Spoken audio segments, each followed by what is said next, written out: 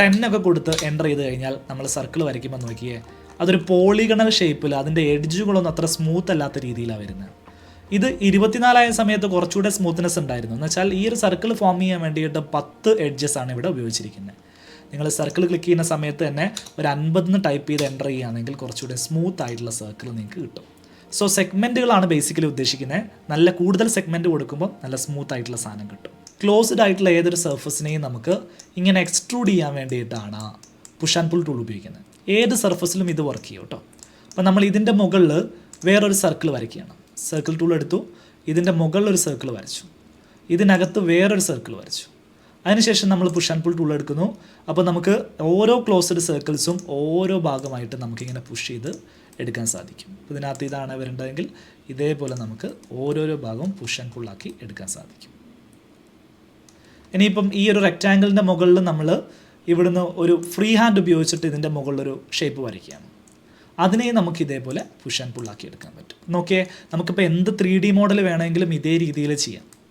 ഇപ്പോൾ ഇവിടെ നമുക്കിപ്പോൾ ഒരു ലൈന് വരയ്ക്കണം. ഇപ്പോൾ ഇവിടെ ഇങ്ങനെ നേരെ ക്ലിക്ക് ചെയ്തിട്ട് ഇവിടെ ഈ ഒരു സൈഡിലേക്കുള്ള കൊടുത്തു കഴിഞ്ഞാൽ ഗ്രീൻ ആക്സിസിൽ മാത്രമായിട്ട് സെലക്ട് ആവും. അപ്പോൾ കറക്റ്റ് ഒരു പാരലൽ ലൈൻ നമുക്ക് കിട്ടും.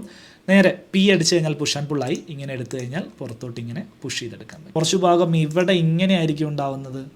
അപ്പോൾ ഇങ്ങനെ കോംപ്ലക്സ് ആയിട്ടുള്ള ഷേപ്പിൽ വരുന്ന ഒരു റൂഫ് എങ്ങനെ ക്രിയേറ്റ് ചെയ്യുന്നുള്ളത്, അതിന് ആദ്യം നിങ്ങൾ ബേസ് ആയിട്ടുള്ള ആ സാധനം ക്രിയേറ്റ് ചെയ്താൽ മതി. ആ ബേസ് ഔട്ട്ലൈൻ ക്രിയേറ്റ് ചെയ്താൽ മതി. ഇങ്ങനെ ഒരു ഭാഗം ക്രിയേറ്റ് ചെയ്യുക, അത് മാത്രം ചെയ്യുക. സെലക്ട് ചെയ്യുക, ഈ ഒരു ഓപ്ഷൻ ക്ലിക്ക് ചെയ്യുക, എത്ര ഡിഗ്രി ആംഗിളിലാണ് വേണ്ടതെന്ന് നോക്കുക. പിച്ച് എന്ന് വെച്ചിട്ടുണ്ടെങ്കിൽ ആ റൂഫിൻ്റെ ആംഗിൾ ഉണ്ടല്ലോ 30 ഡിഗ്രിയാണ് പിച്ച് വരിക. ഓവർ ഹാങ്ങിങ് എന്ന് വെച്ചിട്ടുണ്ടെങ്കിൽ ഈ ഒരു ഔട്ട്ലൈൻ്റെ പുറത്തേക്ക് 60 സെൻറ്റിമീറ്റർ പ്രൊജക്ഷൻ വേണമെങ്കിൽ നിങ്ങൾ ഇവിടെ എന്ത് ചെയ്യണം, 0.6 എന്ന് ടൈപ്പ് ചെയ്യണം. എന്നിട്ട് ക്രിയേറ്റ് ഹിപ്പ് റൂഫ് അടിച്ചു കഴിഞ്ഞിട്ടുണ്ടെങ്കിൽ ആ ഒരു ഷേപ്പിനനുസരിച്ച് ഹിപ്പ് റൂഫ് ക്രിയേറ്റ് ആയിട്ട് ഇവിടെ വരും. എന്ത് എളുപ്പത്തിൽ ക്രിയേറ്റ് ആക്കാൻ പറ്റി നോക്കിയാൽ. ഇതേപോലെ ഹിപ്പ് റൂഫ് നിങ്ങൾക്ക് എളുപ്പത്തിലൊരു ഗ്രൂപ്പ് പോലെ ക്രിയേറ്റ് ആക്കി എടുക്കാൻ സാധിക്കും, യൂസ് ചെയ്യാൻ സാധിക്കും.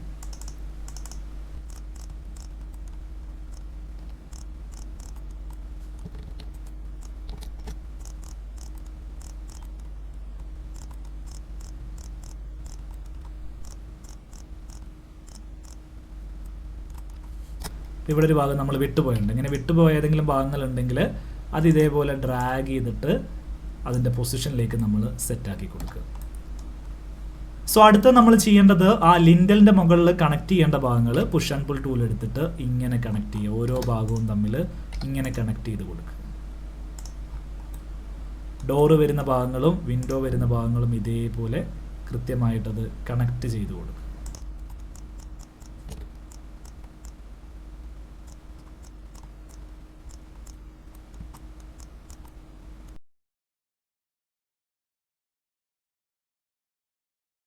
അടുത്തൊരു വ്യൂ നമുക്ക് വേണ്ടത് റൈറ്റ് വ്യൂ ആണ്. അഗെയിൻ ഫയൽ, ഇൻസേർട്ട്, അതിനകത്ത് വീണ്ടും നമ്മളുടെ ഡ്രോയിങ് എടുത്തിട്ട് അതിൻ്റെ റൈറ്റ് വ്യൂ നമുക്ക് ഇവിടെ സെറ്റ് ചെയ്യണം. ഇതിൻ്റെ മുകളിൽ വെച്ചിട്ട് ആ ഒരു സൈസ് കറക്റ്റ് ആ ഒരു സൈസ് തന്നെ ഞാൻ സെറ്റ് ചെയ്യുന്നു. ആ സൈസ് കൊണ്ടുവന്നിട്ട് ഇവിടെ പ്ലേസ് ചെയ്യുന്നു. അപ്പോൾ ഈ ഭാഗത്ത് പ്ലേസ് ചെയ്തതിന് ശേഷം ഇവിടെ നിന്ന് എന്ത് ചെയ്യണം, സ്റ്റാൻഡേർഡ് വ്യൂ ഏതിലേക്ക് മാറ്റണം, റൈറ്റിലേക്ക് മാറ്റി കൊടുക്കണം. അതിനുശേഷം റൈറ്റ് ക്ലിക്ക്, ഇവിടെ എഡിറ്റ് 3D വ്യൂ എടുത്തതിന് ശേഷം ആ ഒരു വ്യൂ ഇങ്ങനെ റൈറ്റ് വ്യൂ സെറ്റ് ആക്കി കൊടുക്കുക. അടുത്ത് ഇവിടെ വേണ്ടത് ഐസോമെട്രിക് വ്യൂ ആണ്. അത് നമ്മൾ ഇങ്ങനെ ഇൻസേർട്ടിൽ കൊണ്ടുവന്നിട്ട് വീണ്ടും പ്രൊജക്ട് ഇൻസേർട്ട് ചെയ്യുന്നു.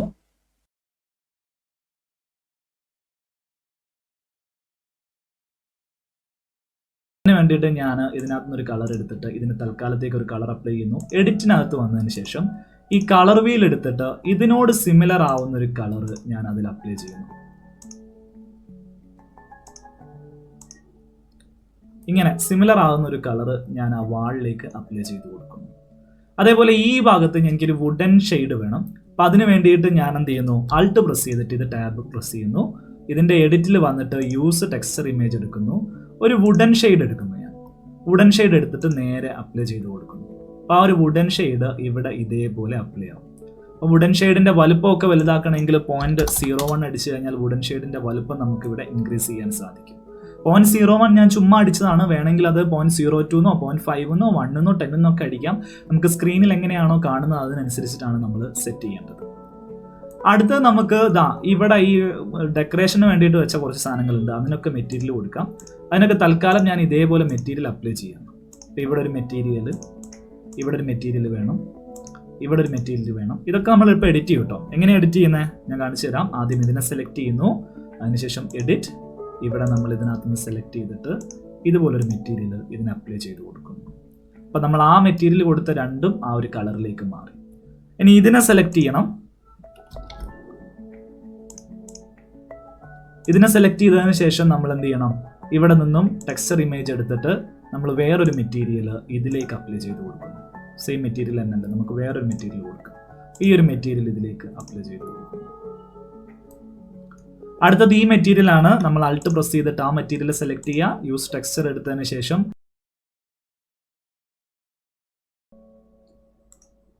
ആളെ എടുത്തിട്ട് ഇങ്ങനെ ഇവിടെ കൊണ്ടുപോയിട്ട് പ്ലേസ് ചെയ്യാം.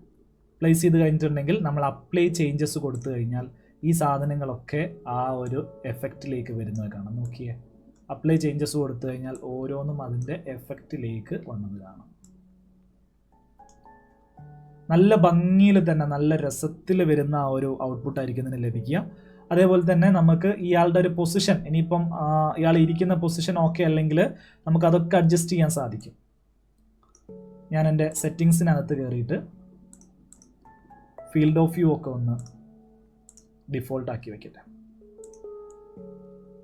അങ്ങനെ വരുന്ന സമയത്ത് നമുക്ക് ഇങ്ങനെ കാണിച്ചു തരാൻ എളുപ്പമായിരിക്കും. സോ ഇയാളുടെ പൊസിഷനൊക്കെ അഡ്ജസ്റ്റ് ചെയ്യണമെങ്കിൽ ഇതേപോലെ അഡ്ജസ്റ്റ് ചെയ്യാം. ഇയാളെ കുറച്ചുകൂടെ അകത്തേക്ക് കയറ്റി ഇരുത്തണമെങ്കിൽ ഇവിടെ മൂവ്, റൊട്ടേറ്റ്, സ്കെയിൽ ഓപ്ഷൻ ഉണ്ട്. സെലക്ട് ഓപ്ഷൻ ഉപയോഗിച്ചിട്ട് ഇയാളെ സെലക്ട് ചെയ്യുന്നു. അതിനുശേഷം ഈ മൂവ് ഓപ്ഷൻ ഉപയോഗിച്ച് കഴിഞ്ഞാൽ ഇങ്ങനെ ഇയാളെ മൂവ് ചെയ്തിട്ട് എനിക്ക് അകത്തേക്ക് വെക്കാം.